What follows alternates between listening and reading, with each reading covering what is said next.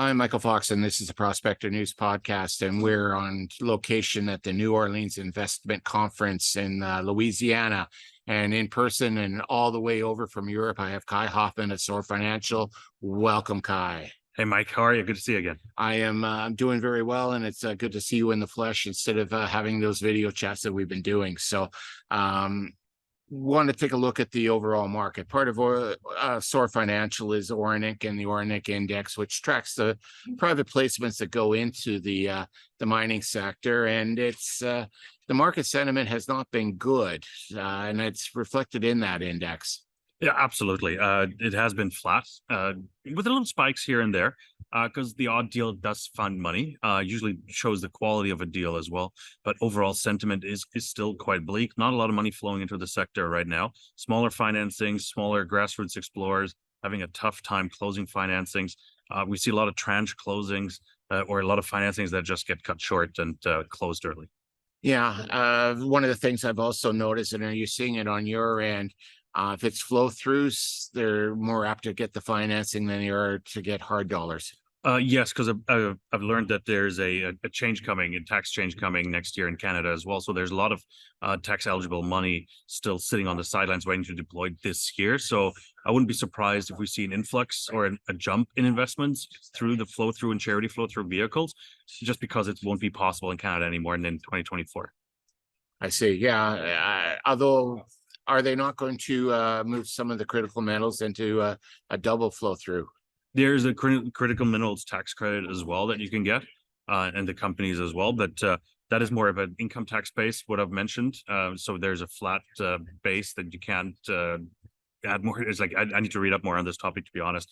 But there's a 20% level that you can't go below, regardless of how much you donate. So the flow through model sort of hits its limits there. I see. Okay. Yeah, that was just one of my observations. So if companies were looking for flow through dollars, they were more apt to get the financings than than the hard dollars. But selectively, there are some companies like off mic, we talked about Newfound Gold is raising 56 million. There's some others on that list that have been able to get some very successful financings. What's the difference between them and the regular market? Why is the market paying attention to them and not everybody else? I think there's a couple of factors. One is an excellent management team that knows how to sell a project and work on a project, but in itself, it's the project itself. Investors see, okay, if I put money in today, I'll actually get something out of it down the road. There's money to be made. It's a project that has quality. It might go into production. It might hit the next milestone. And it's not a dead duck or a sitting duck on a pond that's waiting just to be shot, to be honest. It's something that leads to progress and leads to investors actually making money. Okay, so that buys into the narrative that I'm hearing that when the market eventually turns, the rising tide is not going to lift all ships this time. I sure hope not, personally, because there are too many turds circling the drain here. And I hope we actually hit the flush button at some point and they disappear. Okay. Although, and unfortunately, this sector always seems to have a backed up toilet, and the flush button never seems to work. Sadly not, because there's other interests at play here as well. Looking at the TSX, for example, they do generate a lot of their fees and income from those companies. So they want them afloat. It doesn't do them any good if 1,000 companies suddenly disappear. No, it doesn't. Although it doesn't do them any good when the TSX Venture Exchange is at all-time lows. I think it's a chicken or the egg or hen and the egg kind of question. Like who's going to disappear first? So your guess is as good as mine, to be honest. We all know there's too many companies living the lifestyle and just enjoying life too much, making easy money off shareholders without providing real value. You'll always have them. You have them in every sector. It's painful to watch. It's painful to see because it sucks money out of the good companies' pockets. But you can't change that. No, you can't. Now you're from Frankfurt, Germany, and you're over in Europe. You've come back over to this side of the water, so the pond, as the British would like to say, several times. In your travels, have you noticed if the market sentiment is different in Europe than it is in North America? It's very somewhat similar. Germans or Europeans have always liked investing in mining stocks and gold stocks. So I think there's a bit more volume. I have to do the exact math to look at it. I think there's a bit more activity. And we've seen that in 2015 and that I would bet my life on personally, that Germany or Europe actually carried Canada in 2015 in the venture market and the CSE in terms of buying volume and selling volume as well. But it carried it. There's a lot of volume coming out, and I think we're seeing something similar right now. Maybe not as flamboyant or not as what do you call it? It's like it's not as crazy as we're hoping it would be or so. But there's still a lot of interest in the stock market. A lot of people made money on lithium stocks in Europe as well, and that's positive. Yeah, no, anytime the investors are making money, that's always a positive thing. We've had some nasty events in the world, so to speak, to put bids under some of the precious metals, but that's not making its way down into the miners. What do you think is going to end up being the catalyst that's going to bring the money back into the mining sector rather than just the commodities? That is a very good question, because I've been asking that my guests on the podcast as well. Is like, what's a potential trigger? It's tough to say. The macroeconomic environment is weighing very heavily on what we're doing. If we're really heading into a recession in maybe Q1, Q2 next year, there will be a lot less, let's call it discretionary spending on high risk stocks, for example. So we might actually be suffering for another 6 to 8 months here, because people are looking at it. Even going into recession, they're keeping the kitty closed when it comes to high risk stocks. On the contrary, sort of like contradicting my own thesis here, I've met investors here at this conference that say, hey, I'm here to buy mining stocks and gold because I see something on the horizon that I don't like and I want to get positioned. Yeah, I'm finding that as well. I was just at the Silver Symposium in Las Vegas a few weeks before this one, and this is historically a more gold show rather than a silver show. But I'm finding that there's pockets of investors, and the common denominator between both shows is that the investors attending both paid to be there. And, likely, there's 1,000 paid investors in Las Vegas. There's 1,000 here in New Orleans. This one being a gold show, they're paying more, just as gold prices are higher too. But there seems to be pockets of sentiment, but not reaching a critical mass. Do these people need to put their arms around their friends and tell them it'll be okay and come back with us in the water, or what's, As you said, I think we need to bring others into the echo chamber, right? Like, this is a massive echo chamber. You come here because you want to get your views validated, not contradicted necessarily, because you believe, okay, gold might be the panacea for everything moving forward. It might help with a new currency. It might help offset some of the debt the US has and all of that. And mining stocks are just a proxy for that, and maybe with some higher leverage to play that. Yeah, that's a possibility. As I say, I'm optimistic about the future just simply because I actually am seeing investors and engaged investors when, we are in. Yeah, and you're right, it is an echo chamber. But I also remember when things and market sentiments were terrible and bad, and you could fire a cannon down the aisleway and not actually hit an actual investor. And I'm not seeing that right now. I'm seeing pockets, but it's not, my taxi driver isn't asking me about the gold stocks that I bought. It's not that kind of euphoria and mania that's happening, but I'm seeing a groundswell start. Yes, absolutely. So when gold makes a $50, $60 move in a day, mainstream media picks up on it. That's important. Like Bloomberg, CNBCs, they actually start talking about it in their programs. They have some experts on that start mentioning gold as a good safe haven investment, as a diversification factor in everybody's portfolio. I think that has popped up more and more in the mainstream media recently, and as a diversification, part of the diversification that you need to have in your portfolio, alongside bonds still at 4.5%, 5% now. So it is coming slowly back, but I think that's when people say, well, we need a higher gold price. I think that's what they mean. They need to see it jump, and they need to mainstream media start covering it more intensely. Yeah, that's a possibility. One of the things I found in the Las Vegas show is there was a lot of crypto kids there.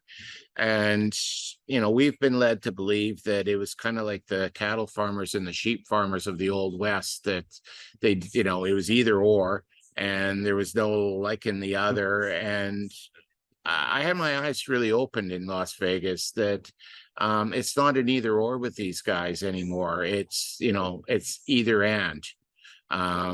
They're investing in their cryptos, but they're also hedging their cryptos using precious metals now.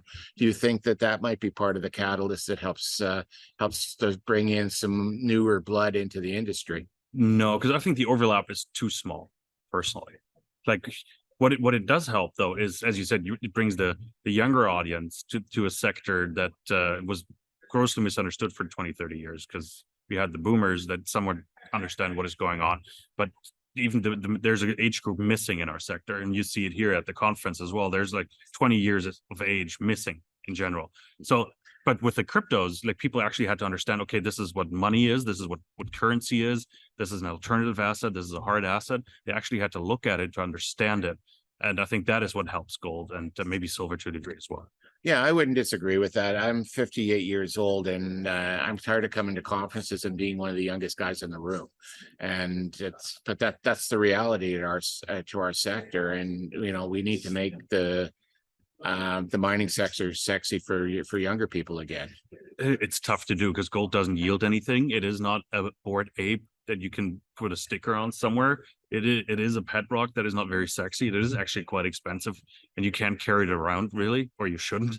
Well, Right? not a good idea, So, no. right? So it's tough to make it sexy. Yes, it's shiny, but what are you going to do with it besides wearing it as jewelry? Well, that's true, but then again, there's you've got a crypto coin, and it's just zeros and ones. I'm not saying that is sexy either, by the way. Oh, well, that's true. Because carrying a USB stick in my pocket with a ledger on it is not as cool No, either. So no. it's different. It's different, but yeah. But so we need to figure out, if I'm hearing you correctly, what we need to do in order to bring some new blood in. We need to start to make this sector sexy again. Yeah, I think it's a currency thing as well. Like people have to look at the currency. If the US dollar starts to, let's say, crumble, for example, people will start to look at alternative investment and currencies and hard assets to sort of offset those losses potentially. Making it sexy is tough, but in the end, like they'll come down to the mining stocks and say, okay, there's leverage to be had. There's even dividends paid in some of the stocks. Like I think B2 Gold yields 4.5%, Newmont 4%. So that's not too bad. You're still not beating like the unofficial inflation numbers, but it is starting to get more attractive, sexy, as you say. Yeah, no doubt. So is it a fundamental problem, or is it a communications problem? Fundamental. I think we try, but it's a sector. No, it's a fundamental problem in general. Like there's just a lack of interest. The younger crowd does look more at Bitcoin than it does at gold. I think it's tough to communicate why gold. It's been currency money for 5,000 years and longer, and that appeal hasn't been lost. It's still there. How do you communicate that? Like you probably need a real life example, meaning you need a massive currency crash, but nobody looks at Turkey, nobody looks at Venezuela and walks away. It's like, oh yeah, that could have saved me. Japan. Like the devaluation of the yen that is happening right now. For some reason, that doesn't transpire. No, I can't recall the last time I had a conversation with a teenager about yen in Japan. How about you? No, No. that's on the never list. So as we go through, are we looking at improvements in the future in 2024? Do you think the markets are going to start to swing back more positively, or are projects going to be able to attract the funding they need to actually start to make major steps forward? The honest answer is I don't know. Like my gut, it really depends on the macro. Meaning the macro is like, are we going to have a recession? Is money available? What does gold do? If we do see a big jump in gold, like some of the analysts predict, if we really go to $2,200-$2,300 gold, that could be a trigger. Like mainstream media might start picking up on it, as I mentioned earlier, and start bringing a new crowd to the market. Maybe some more generalist investors come back and say, okay, I'm under allocated. Mining looks like it's been undervalued for two years now at that point. Let's put some money to work here. Right? That could happen, but it needs a trigger, meaning it may be a higher gold price or something worse. I see. So ultimately, we're just a victim of circumstance here, and we're going to have to keep plodding along as best we can. I would say so, unfortunately. Like we can make our own luck. One thing that hasn't really transpired in the markets yet is the Newcrest merger. That's a $20 billion transaction. There will be a lot of capital reallocated because a lot of funds own 5% Newmont, 5% Newcrest. They can't own 10% of the Newco. So they will have to divest a bit of that and buy something else that could set some trends in motion. But that's still too early to tell. But I don't know, maybe hope is my guide here. But that's maybe... If there's nothing that I know about the two of us, we're both cockeyed optimists. Absolutely. It's been a pleasure having you on. Look forward to reviewing this again towards the end of the year. We'll see.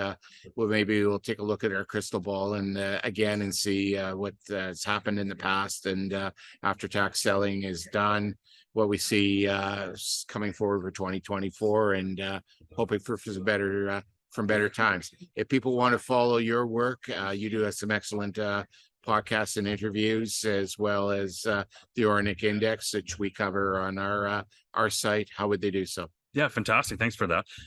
YouTube channel is Soar Financially on YouTube, youtube.com/Soar Financially. Follow me on Twitter at @JRMiningGuy, or go to oreninc.co and to follow on what the index is doing. We put updates on financings on there on a daily basis, and the index tracks the activity and the health of the mining sector on a weekly basis. Wonderful. Thanks for joining me, Kai. It was good to see you in person. And I guess the next time that'll happen will be Vancouver. Absolutely. Thanks for having me, Mike. Good to see you. You bet.